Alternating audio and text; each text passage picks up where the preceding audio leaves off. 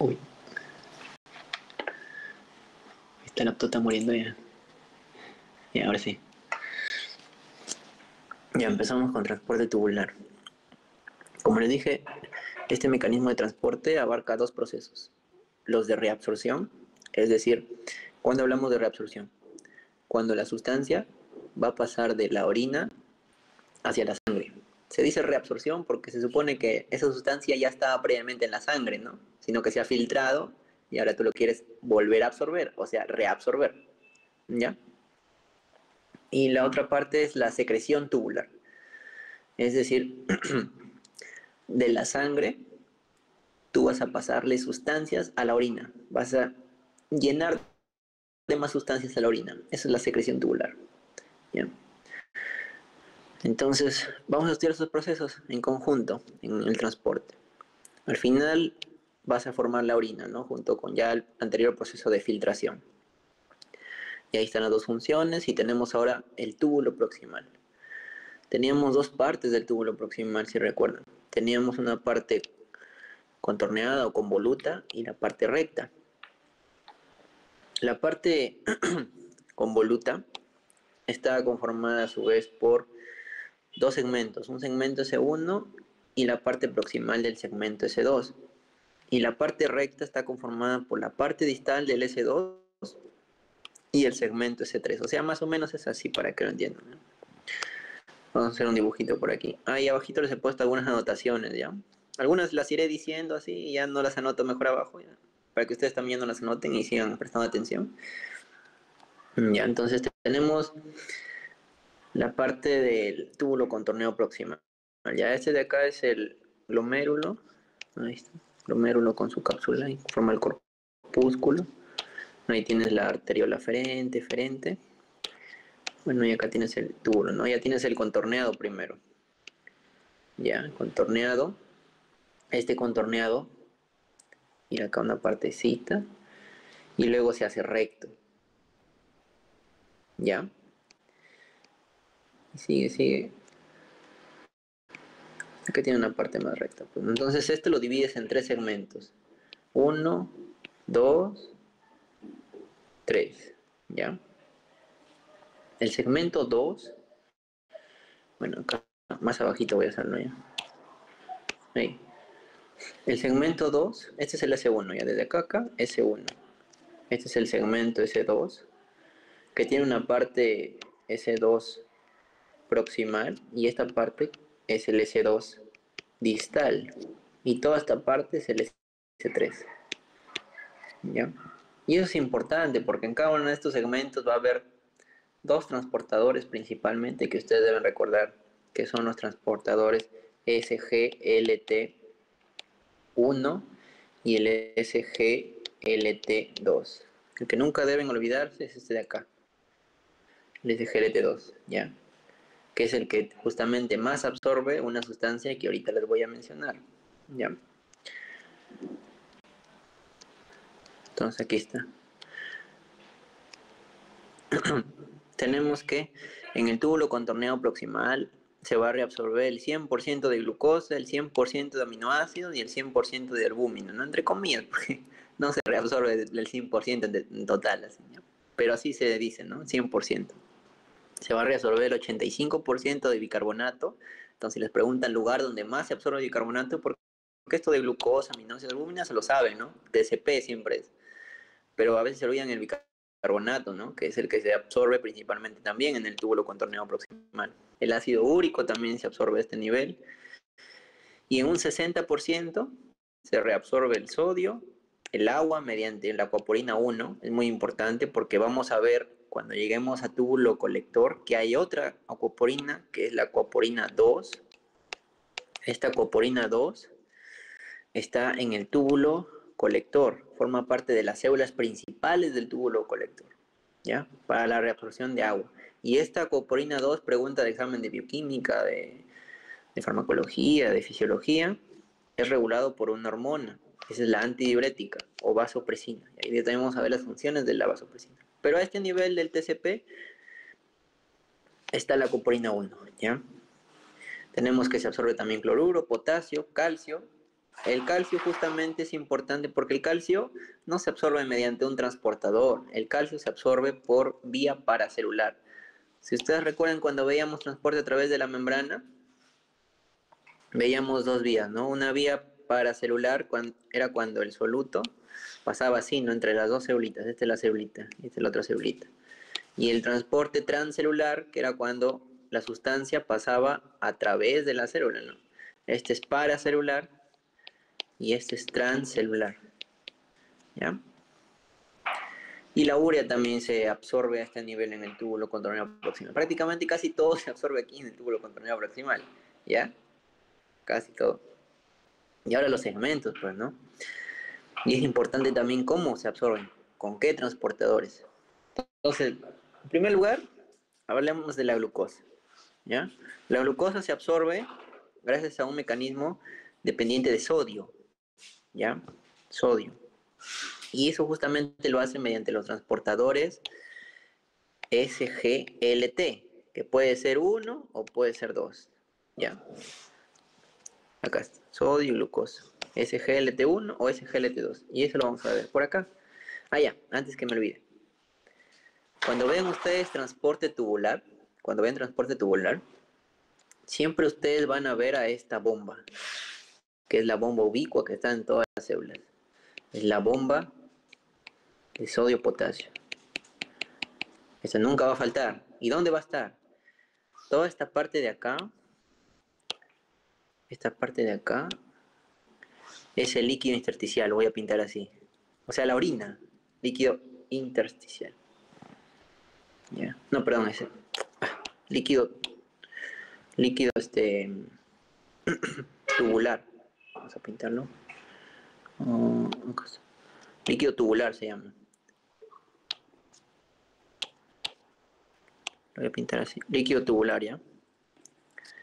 Y esta parte de acá, la parte basal o vasolateral, la región vasolateral, ese es el líquido intersticial o la sangre. A veces ponen líquido intersticial o ponen sangre de frente. O sea, para esta parte es donde ya se va a reabsorber, ¿ya? Para el lado siempre donde ustedes vean la bomba de sodio-potasio, es el lado vasolateral donde está en contacto con la sangre, ¿ya? Para que nunca se confunden, siempre va a estar en la parte vasolateral, y eso les pueden preguntar también, la bomba de sodio-potasio, contacto con la sangre. Entonces, tenemos acá los segmentos que les mencionaba. El principal transportador de la glucosa con el sodio son los SGLT, pero ¿cuál es? El 2, ya por eso digo que nunca se olviden. El SGLT2 es el que absorbe glucosa con un sodio. Ese es el equilibrio estequiométrico que hay aquí, no la estequiometría. Una glucosa y un sodio del SGLT2. ¿Y dónde se encuentra el SGLT2? En el segmento S1, justamente donde hay más, donde el túbulo está más contorneado, ahí es donde se encuentra. Y aparte también recuerden que el túbulo contorneo proximal presentaba esto, ¿no? ¿Cómo se llamaba esto? Cositas como cerritos. Se llamaba ribete en cepillo.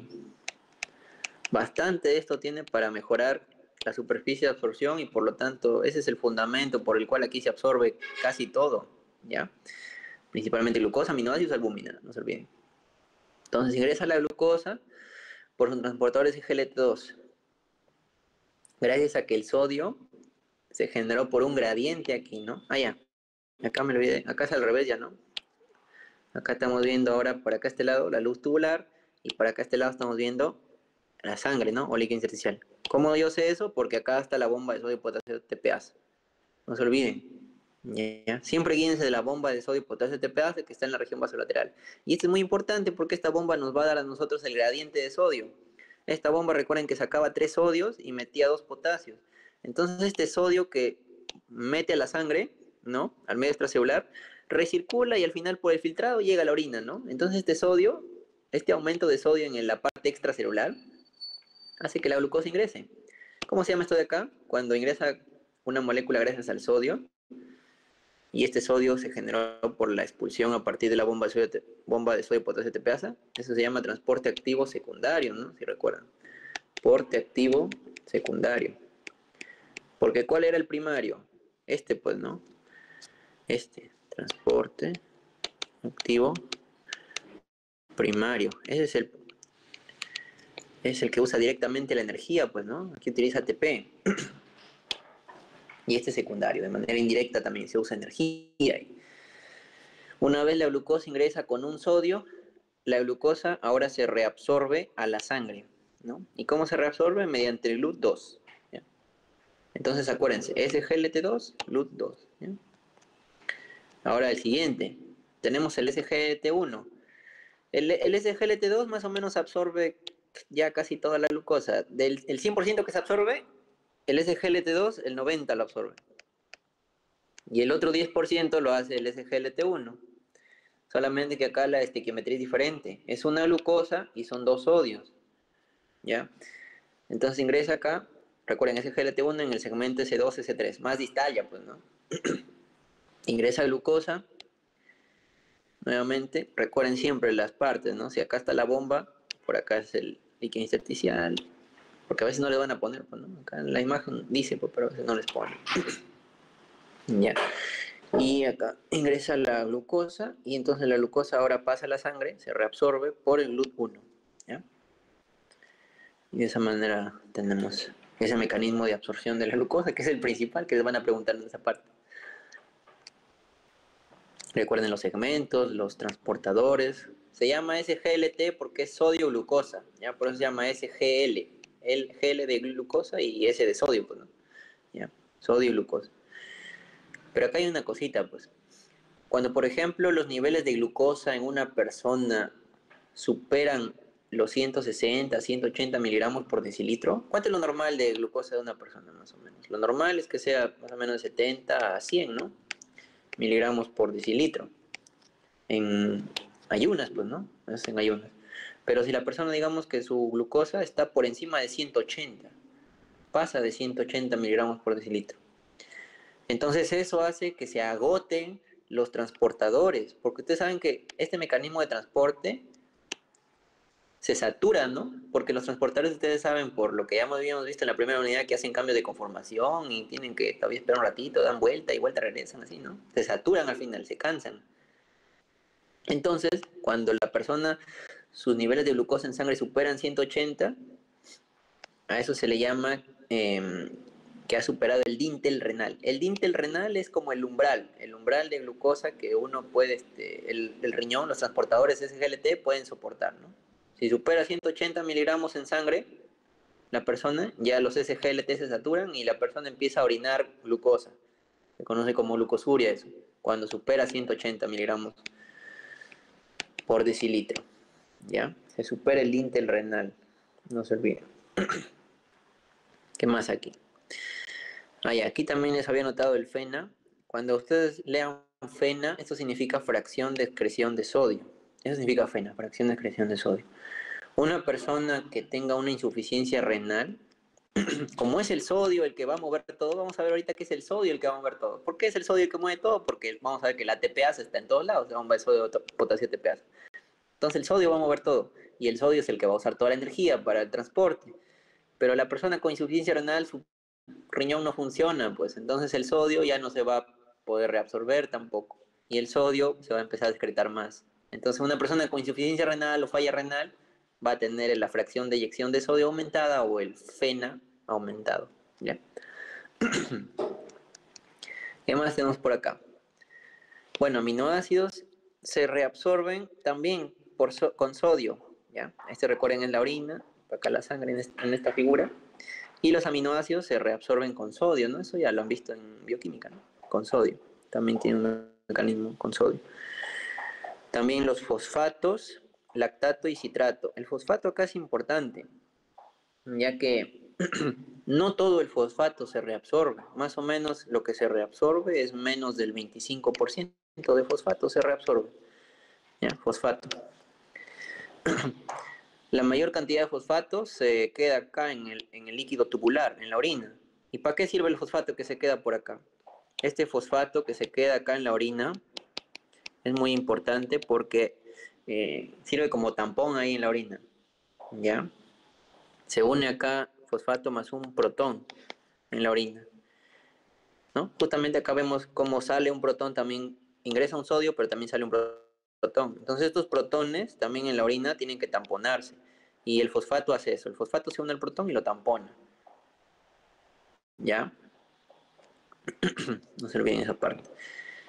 Y también justamente estos hidrogeniones que salen vinieron previamente ¿de quién? Recuerden ustedes a la anhidrasa carbónica siempre. Estos hidrogeniones vienen de la disociación del ácido carbónico, HCO, H2CO4, ¿no? Que se disocia en, en protón, que viene por acá, ¿no? Y sale, y en bicarbonato, HCO3 menos, así, ¿no? ¿Ya? Entonces eso pasa aquí. No se olviden. ¿Y esto de acá cómo se forma? Con la anhidrasa carbónica, ¿no? ¿Quién lo formó el ácido carbónico? Formó una agüita, más quién, más un CO2, ¿no? Se forma ahí el acá es H2CO3. Bueno, ya ahí ustedes me entienden, ¿no? Ácido carbónico, pa, y ahí está. ¿Ya? No se olviden. Y este bicarbonato, uy, se me movió. Y este bicarbonato justamente se va por acá, como ven ahí, ¿no? Y se reabsorbe el bicarbonato. O sea, este fosfato está muy relacionado con el bicarbonato, ¿no? Porque, o sea, el fosfato te jala el protón, pero este protón ¿de dónde vino? Del bicarbonato, ¿no? Bueno, de la disociación del ácido carbónico, ¿no? Que fue formado por acá, por el agua y el CO2. Y entonces el bicarbonato al final sale por acá de transportador y a veces vamos a ver que siempre el bicarbonato va, bueno, no siempre, pero casi siempre va a estar asociado con un cloruro, ¿no? Ingresa el cloruro aquí adentro. Vamos a dibujar para este lado mejor. Ahí está, cloruro ingresa. Y entonces el bicarbonato al final te sirve como tampón, pero el bicarbonato te sirve como tampón en la sangre, no como el fosfato que te sirve de tampón en la orina, pues, ¿no? ¿Ya? Eso con respecto acá al fosfato. ¿Qué más podemos ver por aquí? Ya, y esto de acá es cómo se reabsorbe el sodio. Ya. Y el bicarbonato también vamos a ver, ¿no? Porque estamos diciendo que el bicarbonato acá a nivel de túbulo contorneo proximal se reabsorbe en 85%. Entonces, ¿cómo se reabsorbe el bicarbonato? Pues primero, que hay una gradiente generada por la bomba de sodio potasio TPase. Entonces, como acá está la bomba de sodio potasio TPase, esta es la parte de la sangre y por acá tenemos el líquido, pues, ¿no? De la orina. No se olviden. Ya, eso que les acabo de decir es clave para que ustedes se ubiquen en la imagen y me puedan entender. Entonces tienen acá la bomba de sodio de potasio TPasa. Salen 3 sodios, como dice acá, no hay un 3 chiquito. 3 y ingresan 2 potasios, ¿no? Bueno, y el potasio puede recircular, ¿no? Por ahí recircula. La cosa es que como te está sacando sodio esta bomba, genera acá que el sodio esté en bajas concentraciones a nivel intracelular. Entonces, como está en bajas concentraciones a nivel intracelular aquí, se empieza a reabsorber el sodio de la orina. Ingresa el sodio. Pero en compensación, ¿quién sale? El hidrogenión, pues, ¿no? En este sistema antiporte, ¿no? Porque uno ingresa, el otro sale. ¿Ya? ¿Y quién aumenta esta reabsorción de sodio también? La angiotensina 2, ya, no se olviden. La angiotensina 2 también aumenta esta parte. Pero este hidrogenión que está acá en la luz tiene que ser tamponado, pues. Y uno ya lo vimos, ¿no? El fosfato lo tampona este. Pero ¿quién más puede tamponarlo? El mismo bicarbonato lo puede tamponar y se forma acá el ácido carbónico, ¿no? Ahí está H2CO3. Y este ácido carbónico va a ser catalizado en CO2 y en agua por la anhidrasa carbónica, tipo 4, que es una anhidrasa carbónica transmembrana, porque tenemos también una anhidrasa carbónica intracelular. Ya, entonces se forma nuevamente aquí CO2 y agua y ingresan por los dos porque el agüita y el CO2 ingresan fácil, ¿no? Más el CO2, el agua ingresa por su acoporina, ¿no? ¿Qué acoporina? 1, ¿no? Aquí a este nivel, acoporina 1. Entonces el CO2 nuevamente aquí se une con el agüita, ¿no? En la reacción reversible de la anhidrasa carbónica y vuelve a formar esto, ¿no? Que es el ácido carbónico. Y este se disocia al toque en un protón y en un bicarbonato. Y el bicarbonato sale, pues, ¿no? ¿A dónde se va? A la sangre, a servir como tampón y se reabsorbe, pues, ¿no? Se reabsorbe el bicarbonato. ¿Cuánto de bicarbonato? 85% en todo el túbulo contorneo proximal mediante estos mecanismos que les estoy explicando, ¿ya? Entonces no se olviden. Al final el resumen es esto, pues, ¿no? Que les he puesto acá. Pero el cómo es todo esto que les he explicado aquí, ¿ya? Con los de GLT para la glucosa y todo.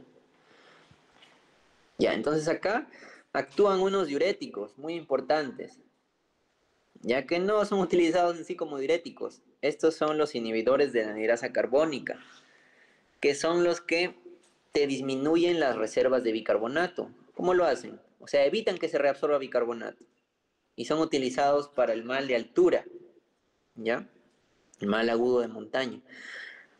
Pero ¿cómo lo hacen? Pues, ¿cómo hacen que el bicarbonato no se reabsorba? Nosotros dijimos que habían dos anhidrasas carbónicas, una transmembrana y una intracelular. Entonces, estos inhibidores van a inhibir tanto la transmembrana como la intracelular. ¿Y qué hacían normalmente estas anhidrasas? El ácido carbónico, ¿no? Que venía del bicarbonato que estaba afuera, porque este bicarbonato, al final, se transforma en CO2 y agua, pero para que ingrese, ¿no? Y al final termina por acá como bicarbonato otra vez. Pero si tú tienes acá un inhibidor de la anhidrasa carbónica, entonces acá esta enzima no funciona. No funciona nada de acá. Nada funciona de aquí. Entonces así tú metas el sodio y saques el protón, ¿qué va a pasar? Se forma acá esto, el HCO3 menos, pero nunca va a ingresar nunca va a ingresar como CO2, porque nunca se va a formar el CO2 y el agua, porque no hay esta anhidrasa, ¿ya? Y lo mismo pasa si inhibes adentro. Digamos que no inhibiste afuera, a esta transmembrana, pero inhibiste a esta, que es la intracelular. Entonces ingresa normalmente el CO2 y el agua, pero ya está dentro de la célula, no se va a poder formar ácido carbónico, porque no hay anhidrasa carbónica tipo 2, citosólica. Entonces tampoco vas a poder reabsorber el bicarbonato. Entonces, ¿cuáles son los efectos de los inhibidores de la anhidrasa carbónica? Vamos a ponerlo por acá. 1. Te disminuye las reservas sanguíneas. ¿De qué? De bicarbonato. ¿Qué más? El bicarbonato cuando está en la sangre, este se encarga de darle la alcalinidad a la sangre, ¿no? O sea, si tú reabsorbes mucho bicarbonato, se produce una alcalosis metabólica, ¿no? Porque aumenta el bicarbonato tiene que ver con la parte metabólica, ¿no? Se produce una alcalosis metabólica. Pero si tú das inhibidores de anhidrasa carbónica, haces lo contrario. Produces una acidosis metabólica. ¿Qué más haces? Provocas que tu orina se haga más ácida. ¿Por qué?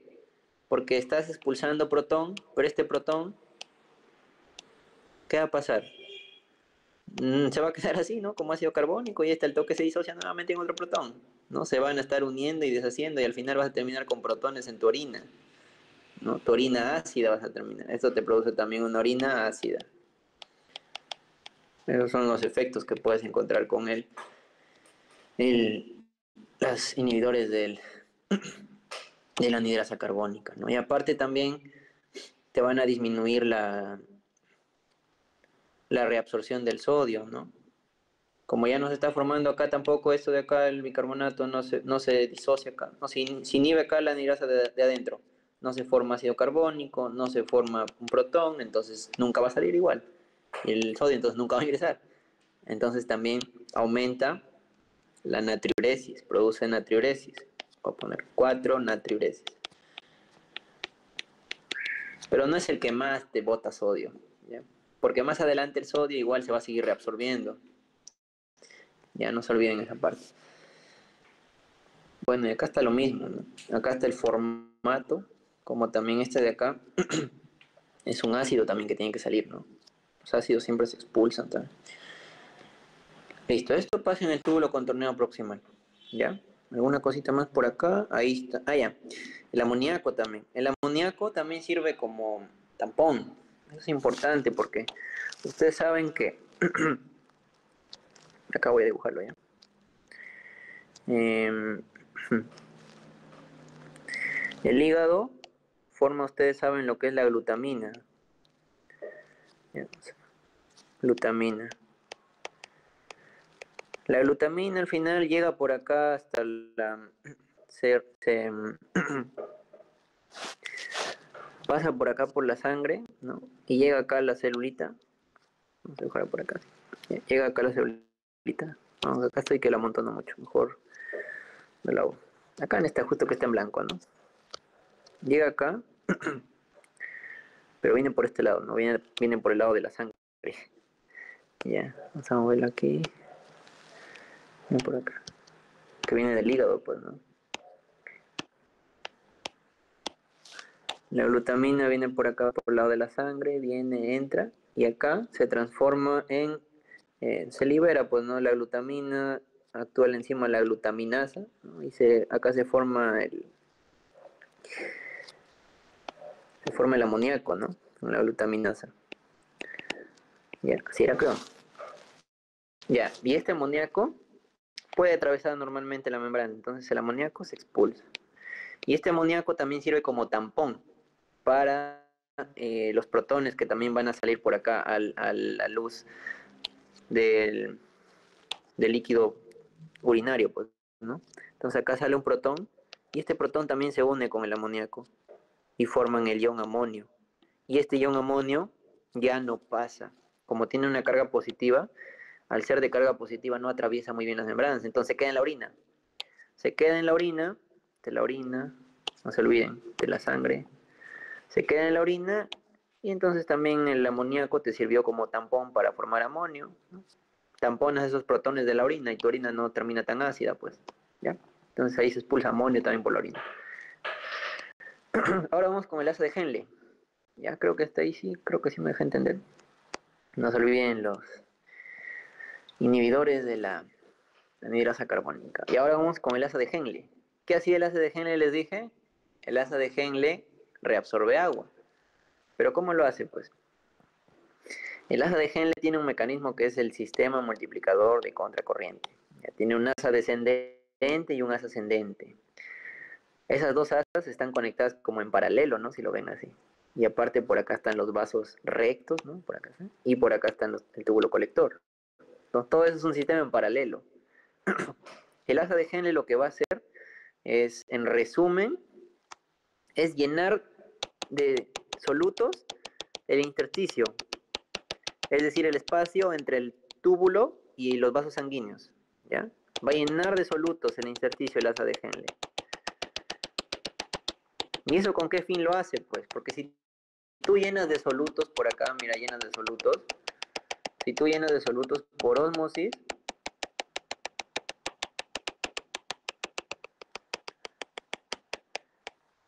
el agüita va a tender a reabsorberse, ¿no? Ya, como ves aquí, mira, va a pasar a la sangre. No se olviden. Eso hace. Entonces acá, pues, ¿no? Ahí está. Va a pasar a la sangre. Aquí está saliendo del túbulo, se reabsorbe, ¿no? Acá, digamos, dibujamos un vasito, se reabsorbe. Eso en resumen, ¿ya? El asa de Henle genera, así ya en palabras fisiológicas, genera una hipertonicidad. Hipertonicidad intersticial o hipertonicidad del intersticio, o sea, del espacio que se encuentra ubicado entre los vasos sanguíneos y los túbulos renales, ¿no? En este caso son las asas de Henle y el túbulo colector, ¿no? Entonces, ese es el objetivo del asa de Henle, la hipertonicidad intersticial, que está determinado por el cloruro de sodio, ¿no? Que es el principal osmolito, y también por la urea, ¿ya? El cloruro de sodio, sobre todo, es el principal acá soluto de la parte de la porción externa de la médula. La parte interna, ya un poquito más ahí la urea, y también por acá puede haber el cloruro de sodio, ¿ya? Pero eso hace el asa de Henle, con el objetivo de reabsorber agua, porque el asa de Henle, recuerden que es ahorradora de agua. Pero ¿cómo lo hace? ¿Cómo es que llega a hacer eso, que los solutos se queden afuera? Eso lo hace porque tiene una parte, un segmento del asa que reabsorbe agua, ¿ya? Y es permeable al agua, o sea, que se va a reabsorber. Es lo mismo, ¿ya? Ustedes cuando lean en su libro se reabsorbe agua, este segmento es permeable al agua, ¿no? Significa que está reabsorbiendo agua mediante coporina 1 nuevamente. Y este segmento es impermeable a los solutos. Por eso se conoce como segmento concentrador. Aquí lo vamos a ver mejor ya para que vean. Entonces esta es la parte descendente, fíjense en la parte descendente. Esta parte descendente, como yo les digo, es muy permeable al agua. O sea, va a reabsorber agua. Sinónimo de permeable, que es que reabsorbe. No se olviden, porque así lo van a leer en los libros y pues quizás se confunden. Es lo mismo ya, reabsorción, que es permeable. Entonces, si es permeable, se reabsorbe el agua, como ven aquí. Entonces, imagínense ustedes esto como un recipiente. Si le quitan agua, o sea, acá está lleno de solutos, ¿no? Y el solvente es el agua, pero si le quitan el agua, empieza a aumentar la densidad de todo esto, ¿no? Por eso es que acá miren y eso se conoce como osmolaridad, pues, ¿no? La osmolaridad, la concentración de solutos dentro de un solvente es la osmolaridad. Entonces, de 300 miliosmoles, que eso es lo normal, porque eso lo vamos a ver ahorita en ósmosis, pero no sé si logre haber tiempo, pero ya les voy adelantando. La osmolaridad normal es de 275 miliosmoles a 290 miliosmoles, eso lo van a ver en bioquímica también, es lo normal. Entonces el líquido tubular es isoosmótico con la sangre, en el inicio pues de la rama descendente, pero conforme vas bajando, como estás reabsorbiendo agua, lo vas concentrando esos solutos, entonces su densidad va aumentando, ¿no? Y miren, hasta que reabsorbes mucha agua, reabsorbes agua, y los solutos ahora dentro del asa de Henle son de 1400, miren su concentración osmolar. 1400, mencionan también 1200, otros libros, ¿ya? Eso es hasta acá, hasta la cita, pues, ¿no? La cita de Henle. Ahí, por eso toda esta parte se llama segmento concentrador. Entonces, si les preguntan a ustedes, ¿cuál es el segmento concentrador del asa de Henle? La rama descendente delgada, ¿ya? ¿Y qué características tiene? Permeable al agua o reabsorbe agua y es impermeable a los solutos, pues, ¿no? O sea, no se van a reabsorber solutos. Si ustedes ven aquí, no se está reabsorbiendo nada de sodio, ni de cloruro, ni de urea, nada. Ahora pasamos a la parte ascendente. Acá empieza la cosa ya. Esto de acá, ahora se tiene que diluir. El segmento ascendente ya no es concentrador, ahora es dilutor. ¿Y cómo tú diluyes? Tú no vas a diluir agregando agua aquí, porque si no es lo mismo, pues no, acá estás absorbiendo agua y acá estás metiéndole vuelta agua, entonces no estás reabsorbiendo nada de agua al final. Entonces acá tú no vas a meter agua, porque si no estarías vuelta regresando el agua a la orina. Y el asa de Henle reabsorbe agua, no hace que expulses más agua. Entonces tú, para diluir nuevamente estos solutos, tú no vas a meter agua. Lo que vas a hacer es quitar estos solutos. Quita los solutos, quita los solutos. Porque este segmento ascendente tiene sus características epiteliales que lo hacen que ahora sea permeable a los solutos. O sea, va a reabsorber solutos. Pero va a ser impermeable al agua. No se va a reabsorber agua a este nivel ya, pues, solamente solutos. Y justamente esos solutos van a acumularse acá, en el intersticio, entre los túbulos y los vasos. Y van a generar acá el ambiente de hipertonicidad intersticial que se menciona. Y eso hace que más acá el agua se siga reabsorbiendo, pues, ¿no? Porque el agua se mueve hacia donde hay más solutos. Entonces se mueve para acá. Y como se mueve el intersticio, el agua al toque pasa para acá, al vaso. Por acá hay más vasos, obviamente, pues, ¿no? Y de esa manera el asa de Henle reabsorbe agua, ¿ya?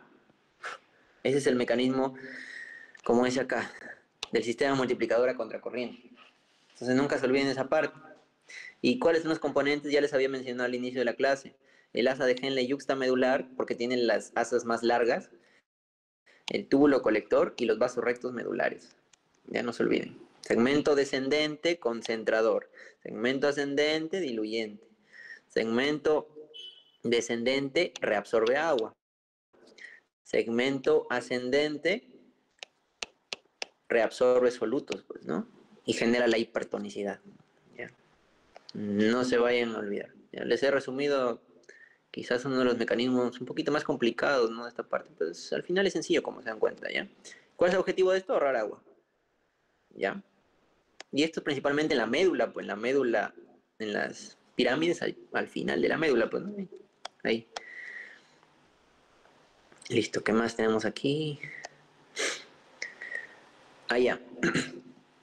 Ahora vamos a hablar de este segmento. Este es el segmento ascendente, pero la parte gruesa, ¿ya? La rama gruesa del asa de Henle. La rama gruesa del asa de Henle, les dije que acá se reabsorbe bastante de esto, ¿no? Cloruro de sodio, principalmente el sodio, pero ¿cómo lo hace? Acá hay un mega transportador, que nunca deben olvidarse. Es el transportador de 2 cloro, potasio, sodio. O sea, te mete 2 cloros, te mete un sodio y te mete un potasio, ¿ya? ¿Y dónde está esto? No se olviden, en la rama gruesa, ¿ya? En la rama gruesa, ascendente del asa de Henle. Entonces, de esa manera se empieza a reabsorber, pues, ¿no? ¿Y pasan a dónde? El sodio, ¿no? El cloruro, ¿a dónde pasan? Acá, que esto es el líquido intersticial, ¿no? Porque acá está la bomba de sodio, potasio, ATPase.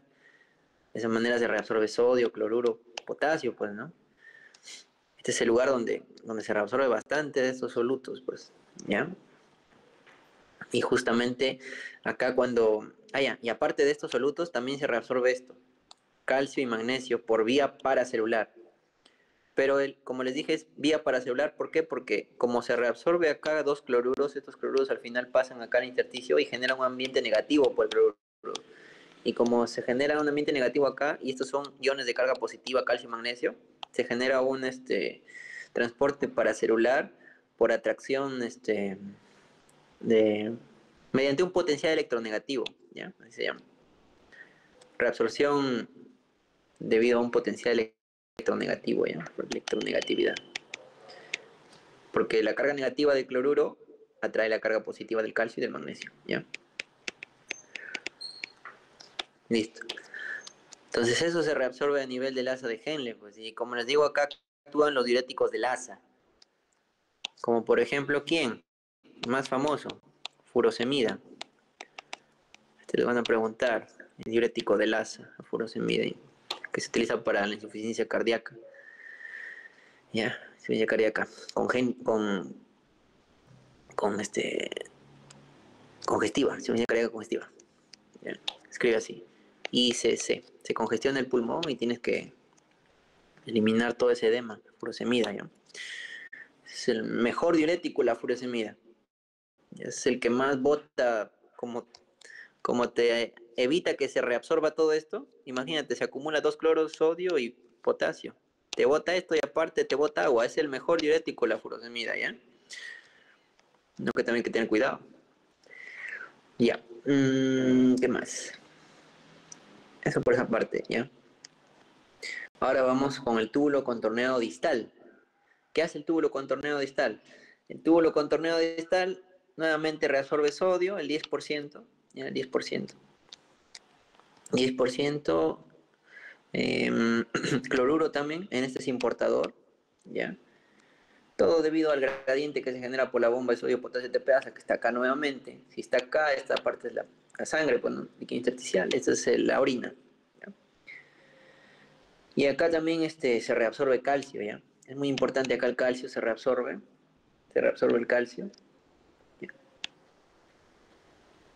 A este nivel, mediante este antiportador con sodio, ¿ya? ¿Cómo hace esto? Como aquí la bomba de sodio-potasio genera que acá disminuya el sodio intracelular, entonces jala de los dos lados, jala jala sodio de este importador y jala sodio acá de este antiportador. Y como jala acá sodio, saca calcio, ¿no? Entonces te ayuda ahí la bomba, ¿no? Ya. Del calcio que ingresó por aquí, pues, ¿no? Y acá este sistema desimportador es inhibido por las tiacidas. ¿Ya? Las tiacidas tienen muchos efectos adversos. ¿Ya? Son unos diuréticos, no son tan buenos. Más, como diuréticos no son buenos. Más se usan para disminuir la presión arterial. Específicamente disminuyen la presión del cráneo, intracraneal. ¿Ya? Para eso se usan las tiacidas. No son tan buenos como diuréticos, pero ahí lo consideran como diuréticos tiacídicos. Actúan a nivel del túbulo contorneado distal, no se olviden. Y ahorita vamos a ver algunos efectos más de las tiacidas, ¿ya? Acá, esta bombita que les digo, el antiportador de calcio con sodio, es estimulado por la PTH, ¿no? La PTH estimula la reabsorción de calcio, ¿no? ¿Ya? Pues la PTH es hipercalcemiante, ¿no? Aumenta los niveles de calcio en la sangre. Ahí actúa la PTH también. ¿Qué más? Ya. Seguimos acá con el túbulo contorneado distal. Les dije que es muy importante esta parte distal. ¿Por qué? Porque tenemos aquí a la mácula densa. ¿Ven acá? La mácula densa es un conjunto de ceulitas ahí que se pegan a la arteriola aferente. Acá está. Ahí está la arteriola aferente. Para regular lo que es la reabsorción de sodio. ¿Ya? Entonces acá más o menos cómo funciona la mácula densa, ¿ya?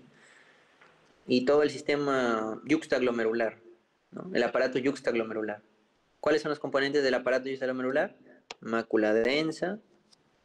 Tenemos acá las células mesangiales, pero estas de acá ya no son intraglomerulares, son extraglomerulares. Células mesangiales extraglomerulares.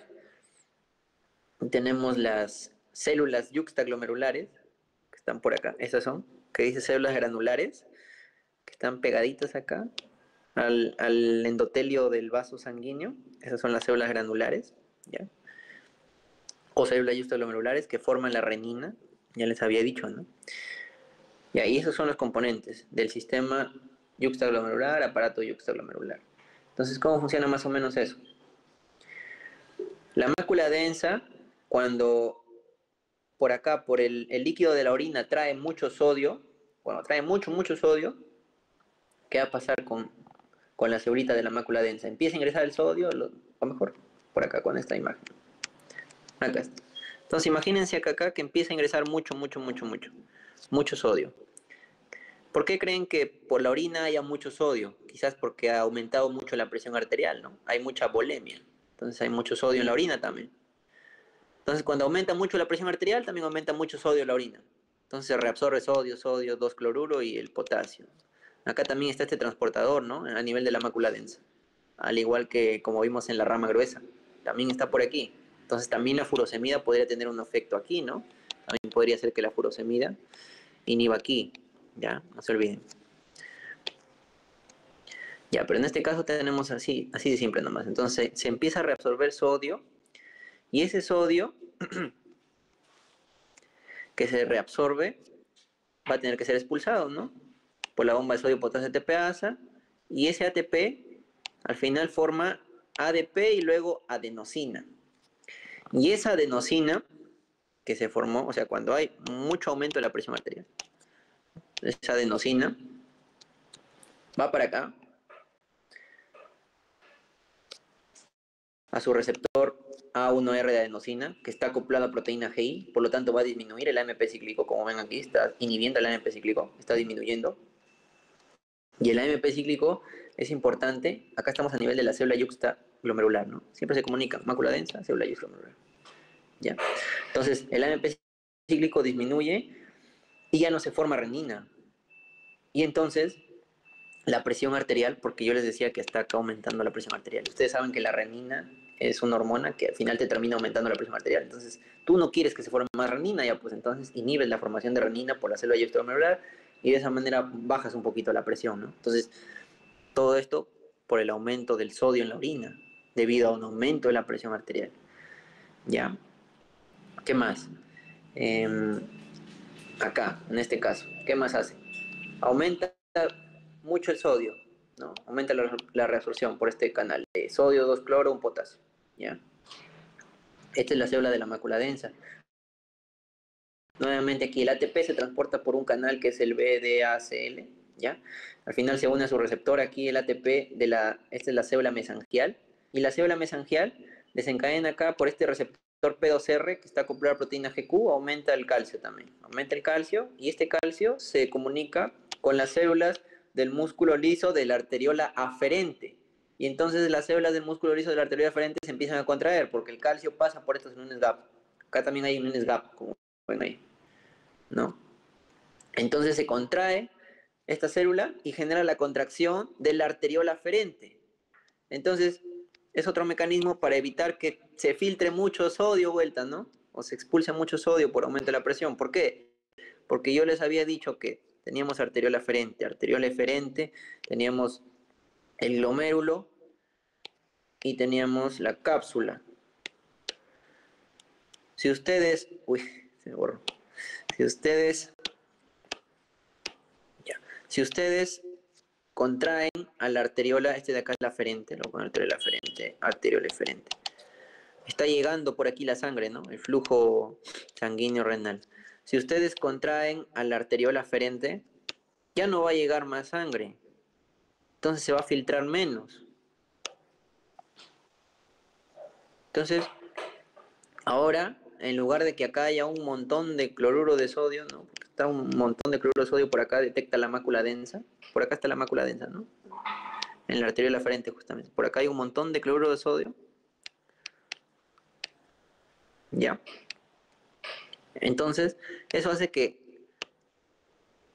se contraiga la arteriola, entre menos sangre, menos sodio pase a que se por acá por los túbulos. Entonces acá va a haber menos sodio al final, ¿no? Porque todo esto da vuelta y llega hasta acá nuevamente, ¿no? Por la mácula densa. Entonces menos sodio nuevamente y así se regulan, ¿no? Ya, entonces, en conclusión, lo que quiero que sepan es que el aumento de la presión arterial, el aumento de las concentraciones de sodio en la orina, hace que se contraiga la arteriola aferente y por ello disminuya la filtración de sodio. Disminuye el flujo sanguíneo renal porque vuelta mucho flujo hasta que le llega. O también el otro mecanismo es que baje la presión arterial porque ya no se sintetiza renina. Ya, también cuando aumenta mucho esto. Y ahora, ¿cuáles son los estímulos para liberar renina? ¿Cuándo baja la presión? Pues no. Si baja la presión arterial, entonces se libera más renina. Pero si sube la presión arterial, sube el sodio, entonces ya no se va a liberar renina, pues. Porque si vuelta libera renina, vas a aumentar mucho la presión ya vuelta. ¿Ya? No, no se olviden. Y hay otros estímulos para realizar lo que es la inhibición de la síntesis de renina. Uno es la adenosina. La adenosina también te sirve para contraer la arteriola aferente. ¿Ya? ¿Qué más? ¿Qué más inhibe la síntesis de renina? El ATP, ¿no? Ya lo vimos, ¿no? Acá arriba. También el ATP acá ayuda a contraer la arteriola aferente. ¿Qué más? La angiotensina 2 también, ¿ya? Evita que se libere más renina. ¿Y quiénes estimulan la síntesis de renina? Acá están las catecolaminas vía proteína GS, ¿no? Porque estimula el AMP cíclico. Entonces más renina. ¿Quién más? Las prostaglandinas también, más renina. ¿Ya? ¿Y quién libera renina? No se olviden, la célula yuxtaglomerular o también llamada célula granular. Listo. ¿Qué más vemos aquí? Ya. Otra hormona también que les había dicho, ¿no? La angiotensina 2. La angiotensina 2 tiene dos efectos. Una, que contrae sobre todo la arteriola eferente. Y si contrae la arteriola eferente, entonces la sangre se acumula más acá, ¿no? Se acumula acá en el glomérulo. Porque ya no sale, pues, ¿no? Entonces también aumenta la presión de filtración, la angiotensina 2. ¿Ya? Entonces simplemente dibujan un circuito en serie y jueguen, pues, ¿no? Si se presiona acá, ya no llega mucha sangre acá, entonces baja la filtración. Si se presiona acá la eferente, entonces se mantiene más tiempo acá la sangre en el glomérulo, entonces más se filtra, ¿no? Nomás jueguen así y ya. ¿Qué más hace la angiotensina 2? También puede estimular a las células mesangiales para que también hagan la contracción, ¿no? De la arteriola eferente. ¿Ya? Sí, tiene dos mecanismos. Al final lo que hace la angiotensina 2 es contraer la arteriola eferente. ¿Ya? No se olviden angiotensina. Ah, ya, a nivel acá del túbulo distal, también actúa la aldosterona, ¿ya? La aldosterona también aumenta la... Creo que sí le he puesto. Ah, sí. Ahí está. Acá lo he anotado para que no se olviden. La aldosterona también, pero solamente en un 20%, ¿ya? Actúa en el túbulo contorneo distal para que... ¿Qué hace la aldosterona? La aldosterona reabsorbe sodio y elimina potasio y hidrogeniones. ¿Ya? Eso hace la aldosterona. Tanto en túbulo contorneo distal, pero más lo hace en el túbulo colector, la aldosterona. ¿Ya? A nivel de las células principales, de la corteza sobre todo, ¿ya? Del túbulo colector. Porque recuerden que el túbulo colector, por eso es importante esta parte que vimos, ¿no? El túbulo colector tiene una parte que está en la corteza renal y otra parte que está en la médula. La aldosterona actúa más a este nivel, en túbulo colector, pero a nivel de corteza. Por ahí vamos a poner aldosterona. Porque la otra hormona que actúa en túbulo colector es la ADH, pero la ADH actúa más a nivel de médula, de túbulo colector, pero de la parte medular, ¿no? Porque el túbulo colector se pasea por corteza y médula atraviesa todo. Acá es la ADH. Ya vamos a ver cómo ya. Estamos acabando ya. Ya, vamos con túbulo colector. Ah, ya, otra cosa acá que les he puesto. Ah, ya. Ah, ya, con respecto a la parte de concentración y dilución que vimos en el asa de Henle, siempre en una persona con enfermedad renal crónica, el primer mecanismo que se pierde es el de la concentración. ¿Ya? Así como ahorita algunos de ustedes han perdido la concentración ya, lo primero que han perdido, ya sí. Ya en un paciente con enfermedad renal crónica, lo primero que se pierde es la concentración de la orina, ya en el segmento descendente, ¿no? Del asa de Henle, que es el segmento concentrador. No se olviden. Ahí les he puesto algunas cositas. Ya vamos ahora con el túbulo colector, ya estamos llegando al final ya. En el túbulo colector vamos a tener dos tipos de células. Esto es histología, pues, ¿no? Es importante la histología en esta parte. Tenemos por un lado células principales y por otro lado tenemos las intercaladas. Tenemos intercaladas alfa e intercaladas beta, ¿ya? Que ahorita vemos cada una de ellas. Entonces las principales son las principales, pues, ¿no? Esas son las principales. Tenemos acá, esta es una célula principal, a nivel de corteza, por ejemplo, ¿ya? Tenemos aquí que, nuevamente aquí está la bomba de sodio potasio ATPasa que está en todos lados, entonces para este lado está la sangre, no se olviden. Vamos a pintarlo, para este lado está la sangre, o el líquido intersticial, y para este lado está la orina, ¿no? Nuevamente aquí vemos el canal aquí que predomina son estos de acá, el ENaC, canales epiteliales de sodio, ¿ya? Estos canales epiteliales de sodio van a ser estimulados por la aldosterona, y la aldosterona entonces por ello permite la reabsorción de sodio, ¿no? ¿Ya? Y luego el sodio pasa para acá, a la sangre. 5% del sodio ya se da aquí de reabsorción en el túbulo colector. Pero este 5% de sodio que se absorbe es regulado netamente por la aldosterona. No hay otra cosa que estimule la reabsorción de sodio aquí, es solamente aldosterona, ¿ya?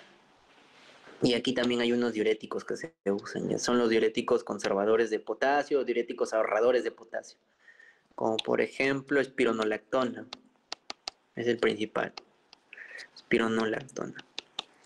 Entonces este de acá va a ahorrar un montón de potasio, espironolactona. ¿Por qué? Porque yo les mencionaba que la aldosterona hace que ingrese el sodio, pero miren quién sale, el potasio, ¿ya? Hace eso. Aldosterona, reabsorción de sodio, excreción de potasio y también de otro ion, ¿no? ¿Quién es el amigo del potasio? El hidrogenión, ¿no? Si el potasio disminuye, el hidrogenión disminuye en la sangre. Y si el potasio aumenta en la sangre, el hidrogenión aumenta en la sangre. Entonces ahí juegan con hipopotasemia, ¿no? Y alcalosis metabólica, ¿no? Baja el potasio, baja el hidrogenión. Si baja el hidrogenión, eso se llama alcalosis, ¿no? Aumenta el potasio, hiperpotasemia, aumenta el hidrogenión, eso se llama acidosis metabólica. Listo. Entonces acá les dije, ¿no? Célula principal cortical, sobre todo estimulado por aldosterona. Célula principal de la médula, estimulado por ADH. ¿Pero qué hace la ADH? Vamos a ver por acá. La ADH, acá está la ADH o vasopresina. La ADH se libera desde el hipotálamo, ¿no? Desde ahí se libera del núcleo supraóptico del hipotálamo, ¿no? Y también del paraventricular, pero solamente del supraóptico, ¿no? Entonces, de ahí del hipotálamo pasa a la hipófisis posterior o pituitaria posterior, se almacena ahí hasta que recibe un estímulo para que se libere, ¿no? A la sangre y llegue hacia dos lugares distintos, o bien a los riñones o bien a los vasos. Por eso se llama vasopresina o también se llama antidiurética. Vasopresina porque causa constricción de vasos sanguíneos, ¿no? Y antidiurética porque causa la reabsorción de agua. Y esto lo hace mediante dos receptores distintos, ¿no? Vasoconstricción mediante receptores B1 y la reabsorción de agua mediante receptores B2. Pero ¿cuáles son los estímulos para liberar nosotros vasopresina? Uno, Que nuestra sangre esté llenecita de solutos. Entonces, si tu sangre está llenecita de solutos, tu sangre está hiperosmolar. Y tú quieres diluir tu sangre un poquito. Entonces, para que tú diluyas tu sangre un poquito, tienes que jalar un poquito de agua. Entonces, tienes que reabsorber más agua. ¿Y quién hace eso? La antiurética, pues, ¿no? O vasopresina. ¿Cuál es otro estímulo? Por ejemplo, que disminuya, uy, acá no está.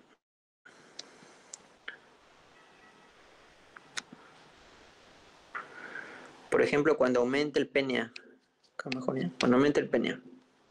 Cuando aumenta el PNA, el petio natriurético atrial, produce natriuresis, te había dicho, ¿no?